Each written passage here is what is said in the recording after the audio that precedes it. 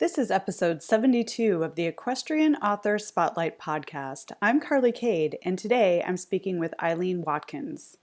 Eileen has been riding at lesson stables all of her life and briefly owned a mare who inspired the character of Valentine in Reboot Ranch. After placing her chronically ill horse with a rescue farm in 2001, she decided to write Reboot Ranch to highlight the important work done by such organizations. Eileen also authors the Cat Groomer Mysteries for Kensington Publishing, including The Persian Always Meows Twice, The Bengal Identity, Feral Attraction, and Gone Kitty Gone. All four have received certificates of excellence from the Cat Writers Association. She also belongs to Mystery Writers of America and Sisters in Crime. Now, let's get into the interview. Welcome to the Equestrian Author Spotlight podcast, a podcast featuring interviews with equestrian authors who love all things horses and writing about them. In each episode, you'll hear inspirational stories from horsebook authors, including writing advice and marketing tips to help you write your very own horsebook. If you're an author, aspire to be an author, or simply love horsebooks, then you are in the right place. I'm your host, Carly Cade, and creative writing makes my spurs jingle. Hi, everyone. Welcome to the Equestrian Author Spotlight podcast. I'm Carly Cade, and today I'm so excited to speak with Eileen Watkins. Welcome to the show, Eileen. Thanks for having me. Of course. And I think we're going to have a really awesome conversation about writing about animals, because you not only do you write about horses, but you've got some interesting books that involve cats. So I can't wait to get into talking about the genre of writing about animals. Mm-hmm. But for those who watch the podcast, how I always love to start these interviews off is by asking, how did horses touch your life? Well, they seem to have touched my life pretty early. I was very conscious of them ever since I was a child. And the only explanation that I can get for it is because I grew up in the suburbs. I really wasn't around horses that much, but I saw them on television and mostly there, I suppose, and became fascinated. And we had a pony ride in the next town, and every once in a while my father would take me just because I was a little kid and, they thought I'd enjoy it. And I must have gotten hooked. And all of a sudden it was like, buying the toy horses and all that kind of stuff. And in grade school, all through my grade school years, I took group lessons at the county stable. And so that was like once a week. I think Saturday, my father would take me up there and I'd, take a lesson, and all the horses were very old and very slow and, it was very safe. And then through high school and college, I got too involved with other things. I went to college out of state, which also complicated things. But after college, I guess I never really got over the bug. And after college, I went right back to lessons. So I have pretty much, I off and on, no pun intended, I have pretty much been involved with horses most of my adult life. And again, always taken lessons. There was only one period, and I'm sure we're going to be discussing that, where I half owned a horse and then briefly owned her outright. But other than that, I have been taking lessons on other people's horses, and I've probably gone to at least a dozen stables in the state of New Jersey and have a bunch of different instructors and a bunch of different horses. So at least I have a broad experience. For sure. And, that's the thing about horse lovers. We'll do whatever it takes to always have them somehow involved in our life, whether it's writing about them or drawing them or taking lessons or visiting friends' horses. Somehow we have to get our horse fix in there.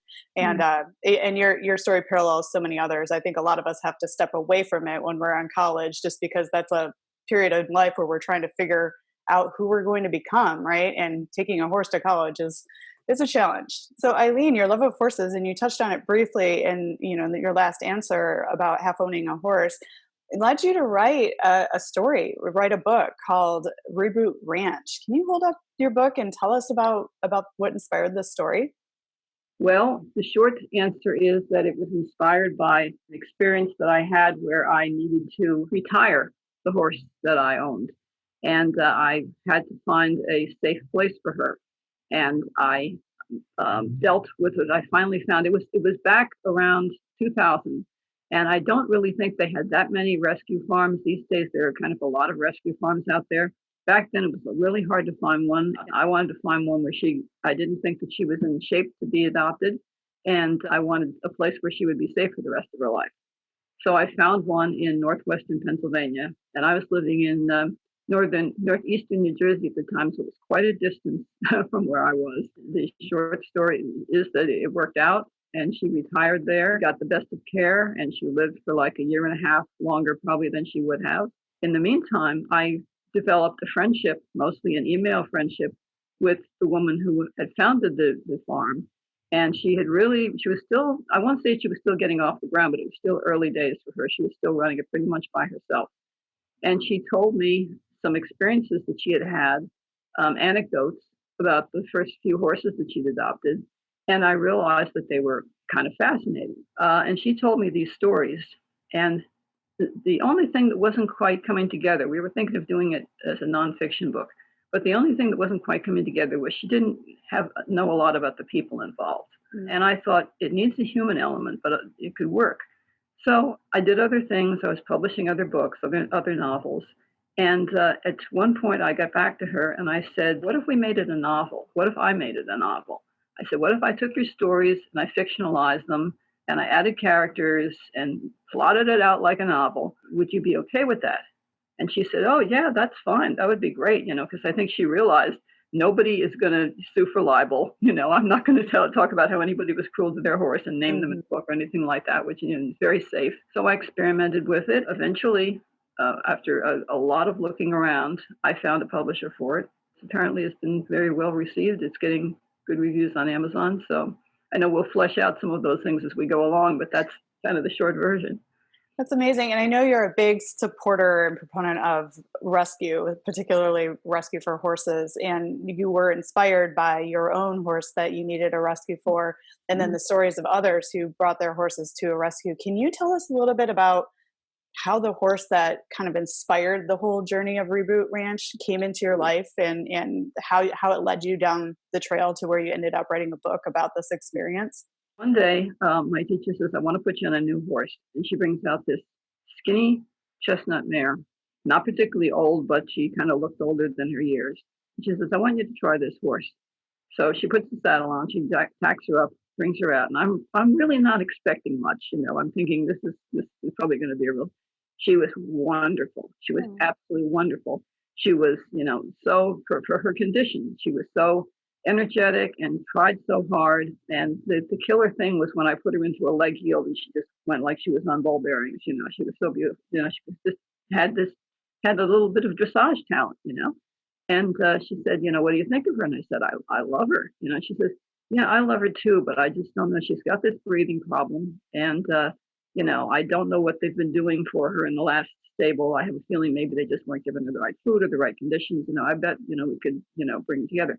So she was trying to decide, and I was trying to decide whether to pay what they were asking for.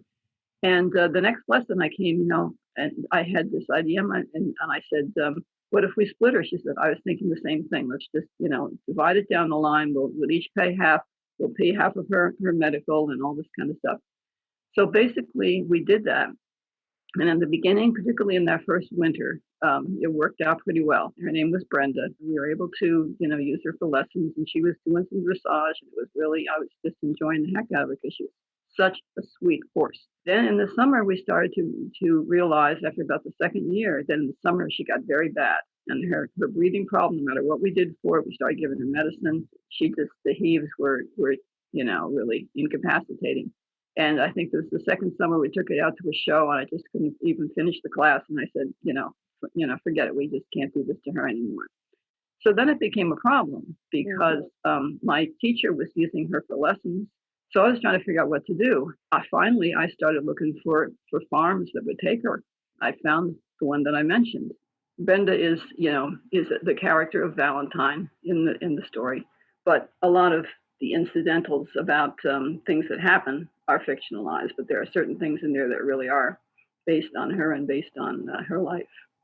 Oh, that is a lovely story, and what a wonderful goodness that Brenda brought to your life, but then you also gave back to her, not only by finding her a safe place to spend her retirement years, but also memorializing her in a fiction book that she inspired. I think that is so special. And isn't it funny how life kind of, like, these magic moments occur where, a perfect horse kind of shows up, and then the perfect partner to own the horse. And then, after searching and putting it out there that you need a place where she can safely live out the rest of her life, you found this rescue. I mean, that's a very special chain of events right there. Everybody always went the extra mile for her. Everybody got so attached to her. She sounds like an extra special horse. There's some of them just have this magic personality, and that love just emanates off of them. So it sounds like you got one of those. Not only have you written books about horses, you also are the author of the Cat Groomer Mysteries series. And sort of like how you were talking about, there aren't a lot of horse books for adults, or horse books are like their own little genre. Mhm. I didn't realize there was like a feline or genre, which is really neat. Can you tell us about the series and what inspired you to start writing about stories Well, with cats? I had a gradual transition from thrillers to mysteries, and then I now have an agent, but my agent picked up one of the mysteries that I wrote for a small publisher, and it was just around the time that the small publisher was about to go out of business.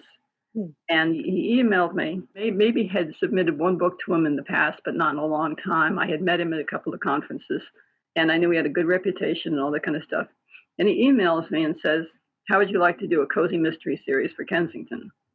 And I'm thinking, okay, what's the catch? Because agents don't go chasing authors. That just doesn't happen, So I investigated, but I knew he was a really solid guy. I went back to him and got back and forth, and I realized, that it was legit, that this major publisher who publishes a lot of mysteries was looking for more writers.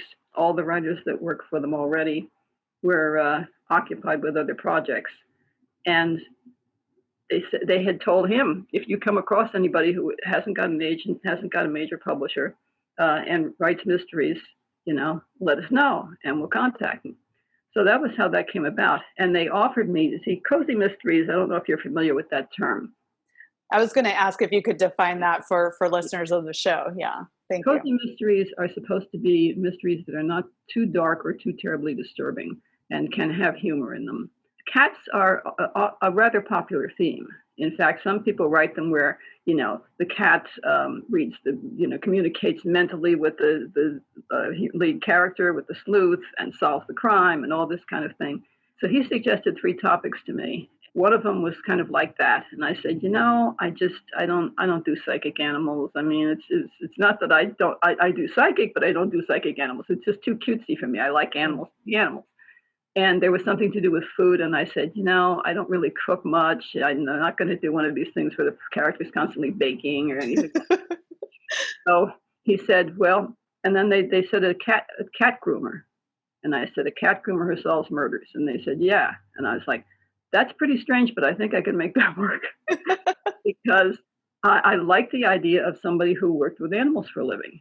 And I said, the only thing is I'm going to have to find out whether you can make a living just grooming cats, because it sounds like this Hollywood high concept thing where it hasn't quite been thought through, Mm-hmm. So I did a little investigation, and I found out I talked to people who in New Jersey who did this kind of thing.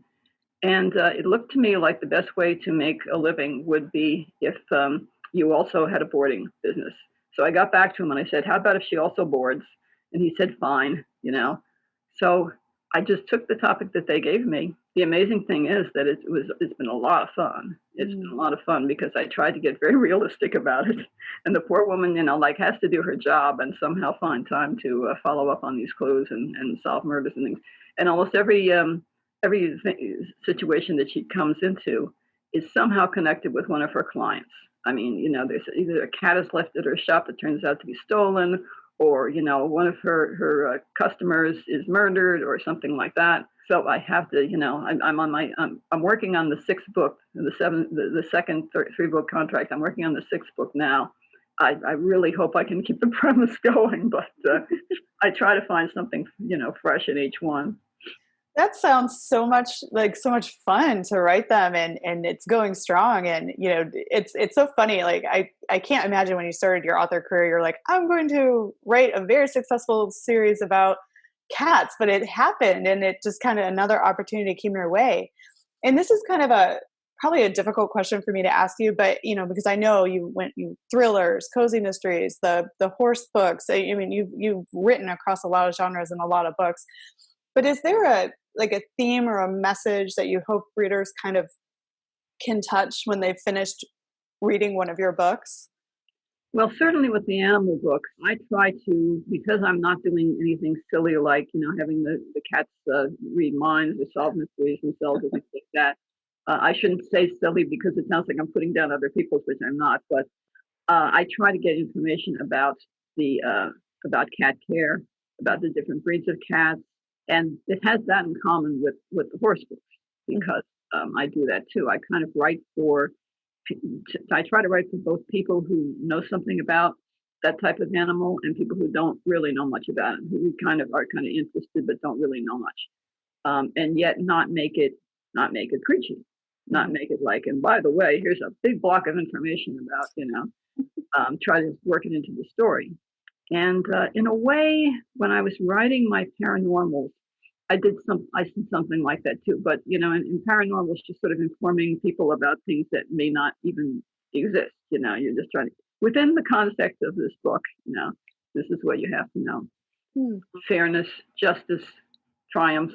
In the end, there's always somebody who's maybe does not look like the heroic type who ends up, coming through at a crunch. So that may be the continuing theme too. I love that. Yeah, and I love that you mentioned that because as fiction authors, we are still able to move, touch, and inspire people around understanding animals better or looking at people or unlikely hero in a different way. And I just love that you mentioned that. Having an everyday hero kind of step up and do what even they don't realize they can do, is fun for me. Your book covers. You held up Reboot Ranch there, and it had the horse on the cover. And it's important if you're writing a book that focuses on horses, I think, to have a horse on the cover. And then I imagine your books with the Cat Groomer series has a cat on the cover. Cozy mysteries tend to have these little scenes on them, and they usually, have a house or something like that, or a shop, and so I envisioned a cover like that. And when they first asked me, what are your ideas for a cover, I just kind of gave them something along that line because I thought that's what I was getting. And what they gave me was that is certainly a cat on your cover. Our cat portraits. They are big cat portraits. I tell them what breed I'm focusing on for a particular cat, and they find the photos. Oh, that's so cute. That looks like what is that, a Siamese there? This is a Himalayan. A Himalayan. Which is basically a Persian with Siamese coloring. That's beautiful. I imagine your target audience is someone who loves a cat and obviously the mystery aspect. So so your publisher put cats straight up front and center on your books and it's working, right? It's like you're having a lot of success with that. Mm-hmm. Yeah, it seems to be, boy. Well, I did get a second 3-book contract. When I saw that, I thought maybe that's a good gimmick because it's really, the cats are very important. It's not like they're just somebody's pet and they're just in there so that there's a cat element. They're really, they're what it's all about. That's fantastic. And it speaks to the person that will want to pick up your book and read it. And then as far as the Reboot Ranch, you also thought the same way to put a horse on the cover. Do you want to talk a little bit about that cover? I searched online and I tried to find, I wanted to get a picture of a gray horse. I wanted a gray thoroughbred running in a field because this horse is, even though it's not based on my horse, this horse is kind of the antagonist of the story in the sense that he's the problem they have to solve in order to get this rescue off the ground. I wanted him surrounded by open space in a field. I searched for it, and it was hard because I was trying to find a dapple gray horse, and they had a lot of Arabians, and they had Andalusians, and they had Lusitanos, but I couldn't find anything that looked like a thoroughbred. So this is the closest that I could come. That's perfect. And it complements the book and it lets people know that the book is about horse. Like me, I'll pick up anything that I see that has a horse on it, particularly a book, turn it over and look at it because I'm the core audience for that sort of book. So it was It's a good move. And then I think your publisher did the right thing by putting the cats on the front of your book. So you're hitting your target reader right there. Well, the publisher for this suggested putting some kind of explanation on it, and so we came up with a little fine print here that says a story of rescue inspired by true events, and that kind of lets you know what kind of a horse book it is. That's perfect. And you've mentioned you've worked with a small indie publisher and a larger traditional publisher. What are your thoughts on independent publishing and traditional publishing? An indie publisher, for the most part, you're not going to get, a lot of publicity. You're going to have to do a lot yourself. You're not going to get as many perks. But on the other hand, I really wanted to avoid self-publishing primarily because I didn't want to try and figure out how to format and bind and everything in the book myself. I have a friend who has done that, and she's very good, but she's much more tech oriented than I am. So I really wanted somebody to make a nice cover, a nice interior, and it wouldn't look cheap. I do feel that that's what I got out of my indie publishers. But it's funny because being with a big publisher, you get these very complex and detailed royalty statements, because everything is in several forms and stuff like that.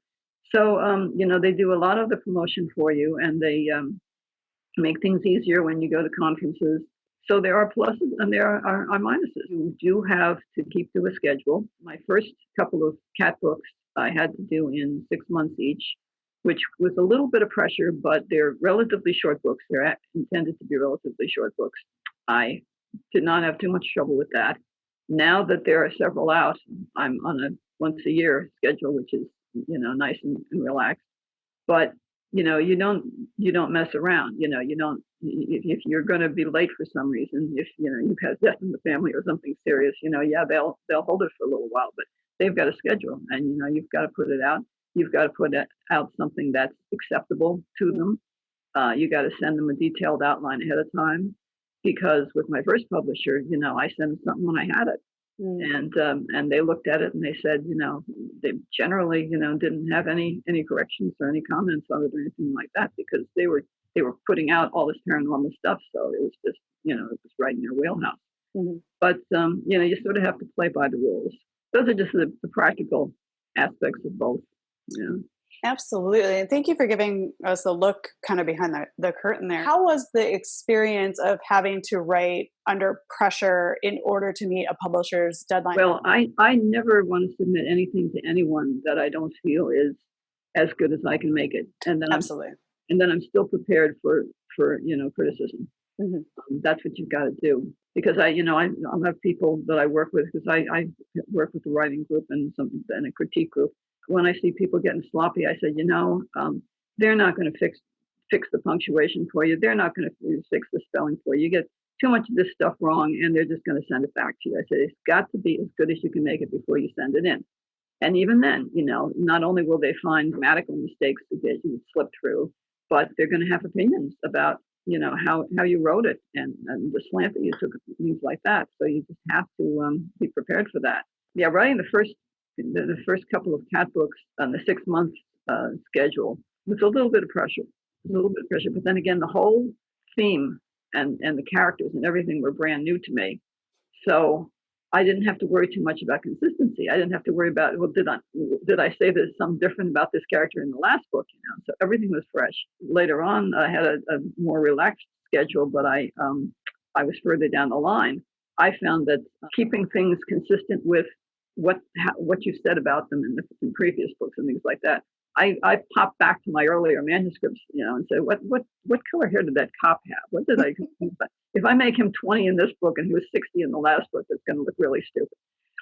So minor characters and details like that. I think it's just my newspaper discipline helped a lot, because I sometimes, I and some journalists, friends I have who are also fiction writers, say, you learn to put in your butt in the chair and just write something. You write it first and then you make it better.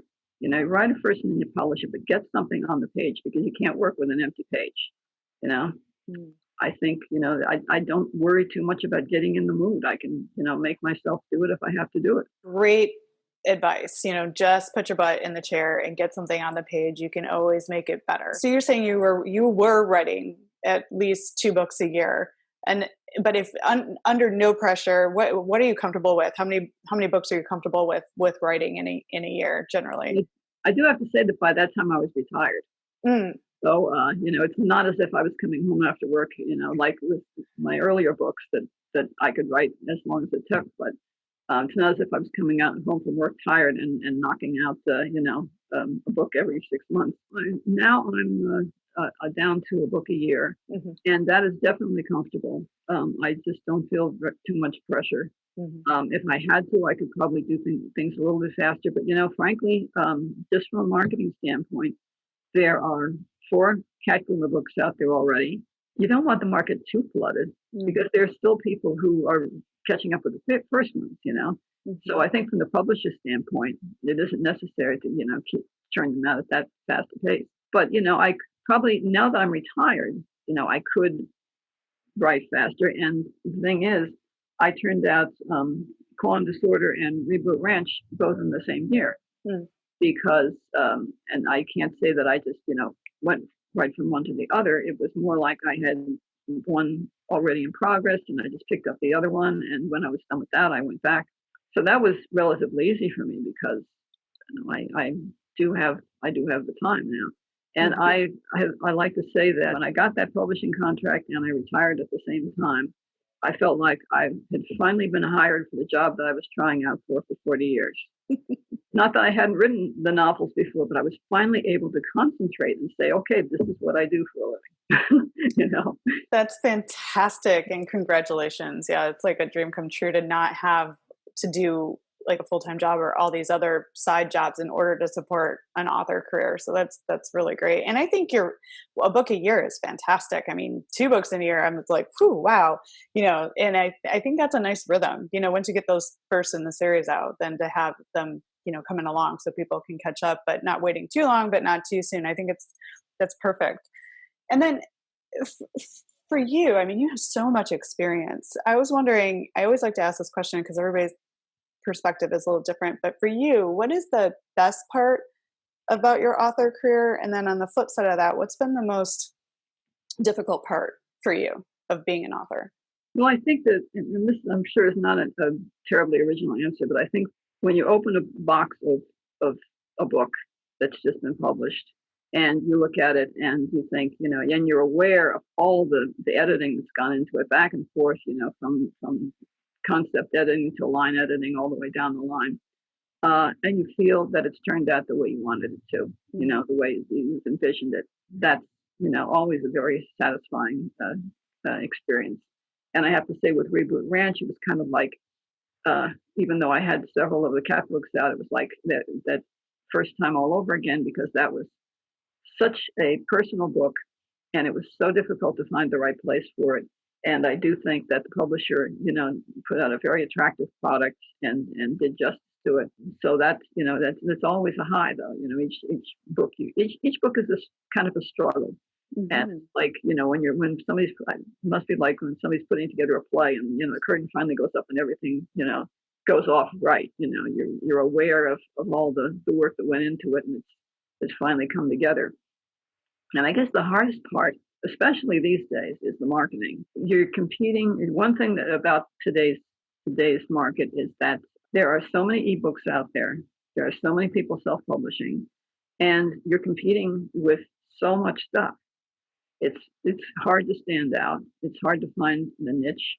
Even though I'm a dyed-in-the-wool introvert, strangely enough, I like marketing in person because I find that I can talk to people about my books, and if they were just, walking by and not paying too much attention, I can start talking to them and I can sell them on the book. If I tell them something about it. It's very hard to do that electronically. It's hard to do that to get people's attention on Facebook, or I tried various marketing things with Reboot Ranch. Some have worked, some have not worked all that well. And figuring out how to do that, how to break through the crowd is very difficult. If you think you've got a good book and you just can't get anybody to pay attention to it or look at it, it can be very, it can be a struggle and discouraging. Absolutely. And I think that is actually the number one most difficult response is the marketing, because not only is it there's so much out there and so much for people to consume, but it's changing. Like the things that work one day don't work the next day, and the technology is always changing. So it's hard. But I love that you mentioned in person. I think events and in reaching people and talking to readers is and being in the right place, right? The right kind of space for the people who would be interested in your book is a great way to get the word out there. And I think face to face is so much more special than trying to communicate with people through a computer. I'll go to book conventions where there are other writers there, and some of them there are readers there, there are fans there. Mm-hmm. But I have a street fair that I go to with I belong to Sisters in Crime Central Jersey, which is a mystery writing group. Mm-hmm. And I do a street fair with them every year. I also have gone to holiday gift shows. Some people don't realize that, craft shows, gift shows, things like that. Usually a writer can take a table. Some people are there, they're selling kids' books that they didn't write, that they're just a commercial, they're like a vendor or whatever. I started breaking into craft shows, and I'd say, is it okay if I bring, the books that I wrote? And they'd say, oh yeah, sure, as long as it's something you made. It's your wares, And you get people who, first of all, there's not much competition for other books. And people who like to read will come by and say, oh, you've got books, And sometimes they're not readers. They'll just talk to you for 15 minutes and not buy anything. The ones who are readers will come by and say, I can't make up my mind. Maybe I'll take this one. And, oh, my aunt would love this one. And they'll walk away with like $4, You've made some money. I find that those things can be a lot of fun to do, and you also find out a lot about what people like to read. Because I will always ask people, what sort of thing do you like to read? So not only is it a marketing tool, but I'm really getting information. One of the reasons that when I was writing paranormals, that my first few were pretty scary, and I didn't make any secret of that. And people would go by and they'd say, "Oh, I don't know. I don't like horror. I don't like anything too scary." And I'd say, "Well, what do you like?" And they'd say, "Well, I like mysteries." So I wrote a couple of paranormal mysteries, because I felt like trying it. And I thought, if there are more mystery readers out there, maybe that's the market I should tap. And that evolved into me doing mysteries, pretty much full time, very seriously.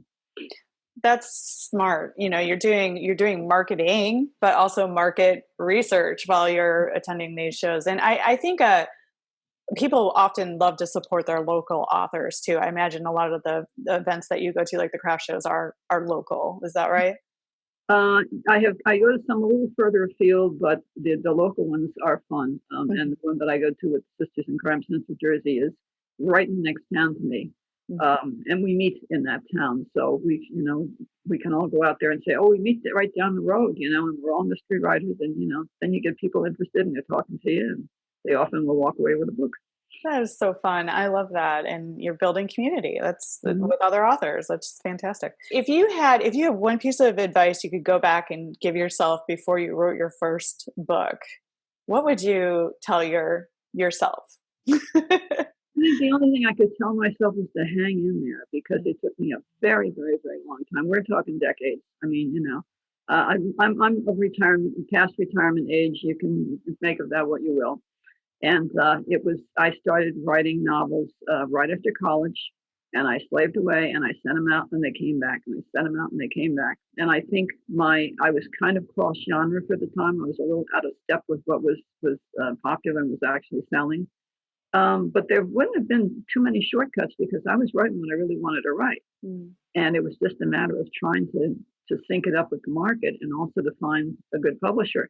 And one thing that helped was that e-publishing was just becoming popular. I belonged to a group called Garden State Horror Writers. I was going to their meetings and was very active with them. And they had a speaker come, what year was it? Well, it had to be around 2000 or so.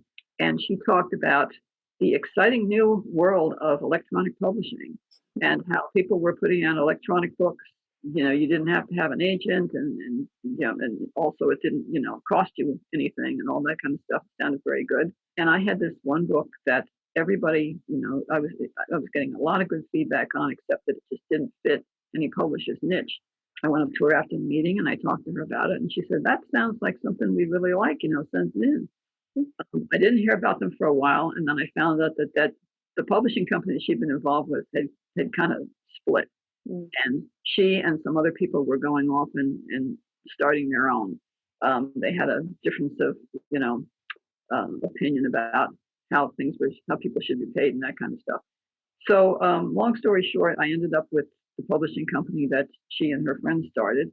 They took everything. I had at least 7 manuscripts that I had not been able to place anywhere else, and they just liked everything because it was kind of cross genre, but they liked it. It was kind of scary. It kind of had a little romance.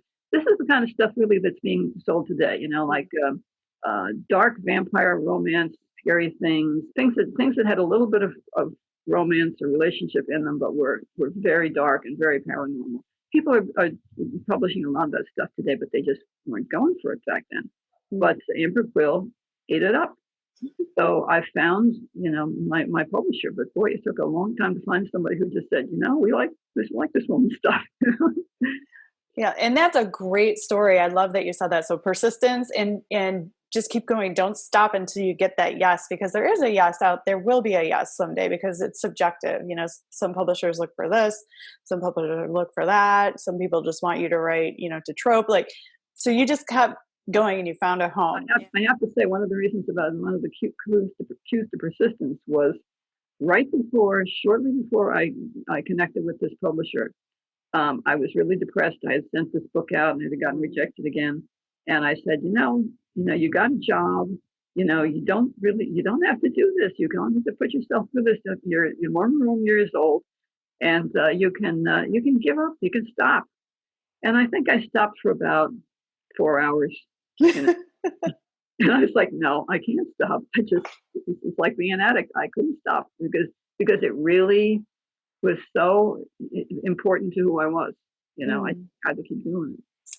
Yeah, it's meant to be. I love that story. Thank you for sharing that with us. So just keep going. I've so enjoyed talking to you today. I mean, you're up to so much. Like, what's next? Where are you heading? What are you thinking? What are you curious about? Well, I've got, as I said, I'm working on the last book in this the last of 6 books in this 3-book contract. If I get another 3-book contract, then I'm going to have to get my poor heroine into some even more dastardly situations. I don't know how I can top what I'm putting her into in this book.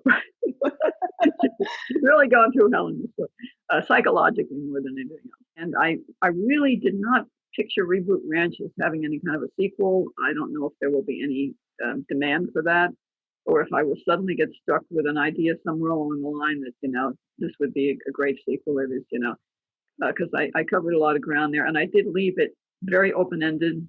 There are 2 relationships that are open-ended.